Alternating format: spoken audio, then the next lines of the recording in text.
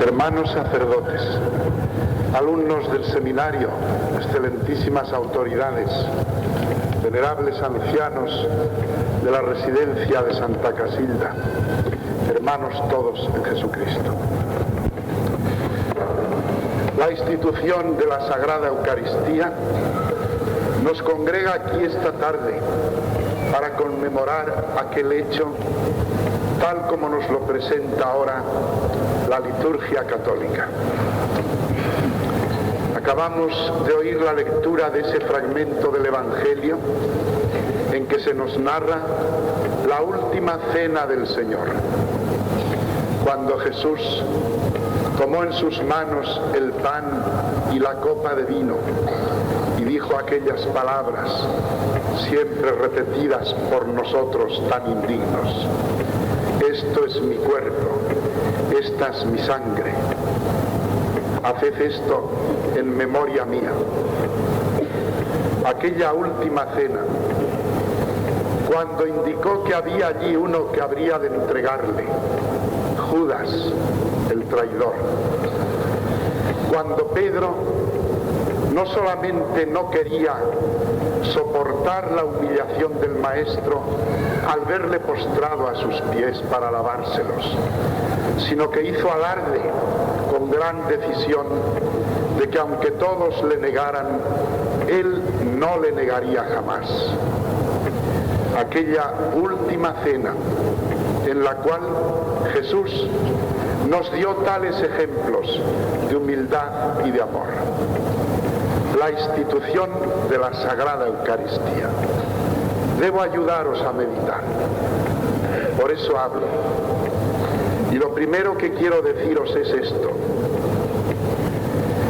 No contemplemos el hecho de la institución de la Eucaristía como una página aislada en el Evangelio, como un episodio más de la vida de Jesús. Como si pudiéramos decir, sí, en el Evangelio hay un momento en que se nos narra el nacimiento de Cristo. Otro en que se nos habla de que salió a predicar el Evangelio y empezó su vida pública. Otro en que se nos muestra a Jesús instituyendo la Eucaristía. No podemos leer así esta página, aislada del contexto.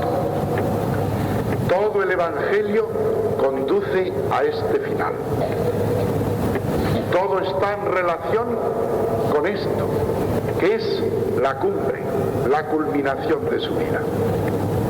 Absolutamente todo lo que aparece en el desarrollo de esa vida de Jesús, tal como la conocemos por los relatos evangélicos, incluso la hermosura inmaculada de María, Nuestra Señora, la Madre Santísima, todo tiende y dice relación a esto.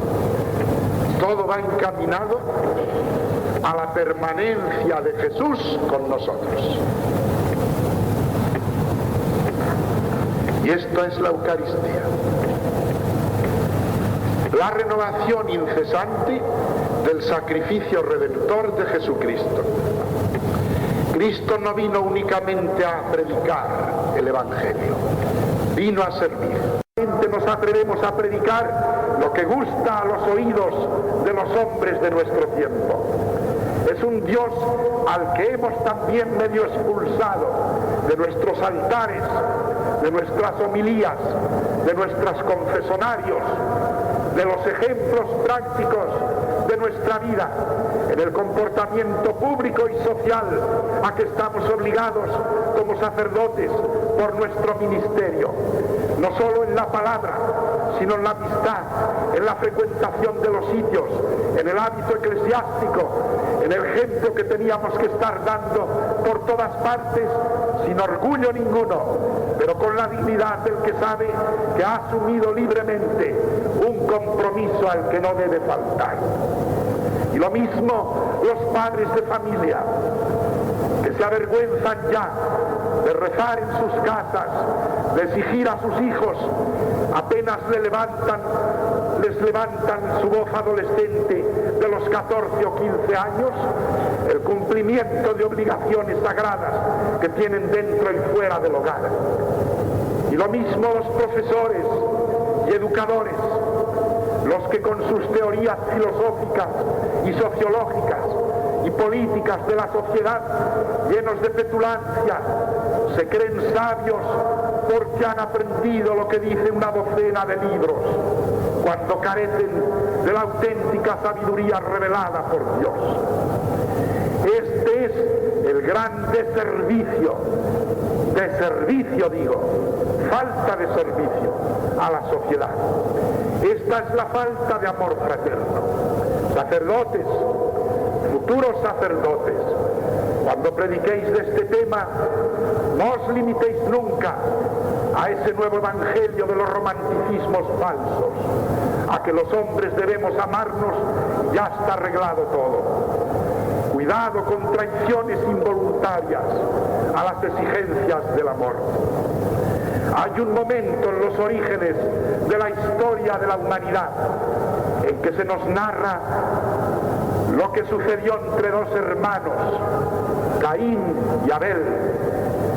Abel fue la víctima, de él debemos compadecernos y debemos buscar para levantarlos o para impedir que caigan todos los posibles Abeles de este mundo que están expuestos a tantas persecuciones. Ahora bien, ¿qué ocurrió? Dios pidió al responsable de aquella sangre derramada. No se contentó con decir que Abel había sido la víctima inocente. Hizo que Caín anduviese errante el día de sus días. Hay amor de Dios a Abel la víctima, y hay amor de Dios a los hombres al hacer que Caín sea sometido a ese castigo. Es decir, que la ley de Dios nos obliga a tener en cuenta su santa voluntad.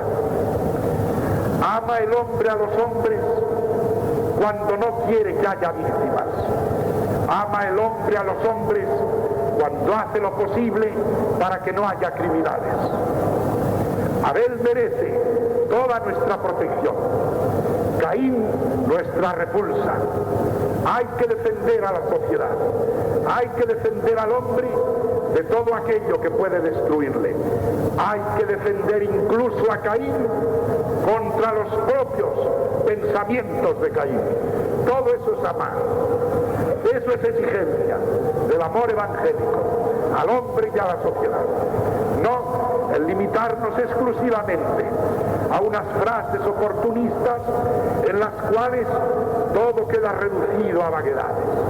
La iglesia de los pobres. Sí, la iglesia de los pobres tal como se entiende en el Evangelio. No es la iglesia de la demagogia, de la dialéctica de la lucha social, de los grupos clasistas. Es la iglesia de la bienaventuranza de los pobres de corazón. En los primeros tiempos los cristianos vivieron el amor cristiano, sí, el precepto del amor fraterno. Eran pobres y enseguida vinieron con ellos los ricos. Los apóstoles no insistieron ni dijeron nunca que había que programar una revolución social. Mantuvieron el statu quo de la sociedad en que se encontraban. Sabían que predicando el Evangelio y metiéndolo en el interior del corazón de los hombres se producirían ipso facto las mayores revoluciones sociales. El Evangelio no cayó en una iglesia falsificada de los pobres porque predicaba algo mucho más hondo. Y nosotros nos hemos dedicado estos tiempos a hablar de la pobreza tal como si únicamente entendiéramos por ello una especie de reivindicación social contra los demás. No, es el espíritu de pobreza lo que hay que predicar. Es el desprendimiento de los bienes de este mundo, porque está demostrado que cuanto la sociedad es más opulenta, más se deja atrapar por las garras del diablo para hacerla adorar los bienes que el diablo ofrece. Ahí está el peligro, ahí, y es continuo, es universal y permanente. Y somos nosotros los que tenemos que predicar un amor a Dios y al hombre así, para que pueda encontrar el hombre siempre fuerza para en el interior de su corazón servir a Dios y servir al prójimo. Nada más, hijos. Ojalá estos puntos de meditación en la tarde del Jueves Santo nos sirvan al menos para encontrar un poco de más fuerza en el seguimiento de Cristo pobre, de Cristo amor, de Cristo servidor de nosotros, tal como se nos presenta en el Evangelio de la Última Cena. Eucaristía Santa, misterio del amor, sacrificio de la misa, Cristo de nuestros agrarios, de los monumentos de esta tarde, Cristo de la pureza infinita, de la exigencia silenciosa, de la fuerza invencible, del martirio constante, de la presencia saludable, del dogma luminoso, de todas las revoluciones internas que son capaces de elevarnos sobre las miserias y los egoísmos humanos. Cristo de la Eucaristía, ayúdanos, queremos creer, aumenta nuestra fe, con la fe nuestro amor.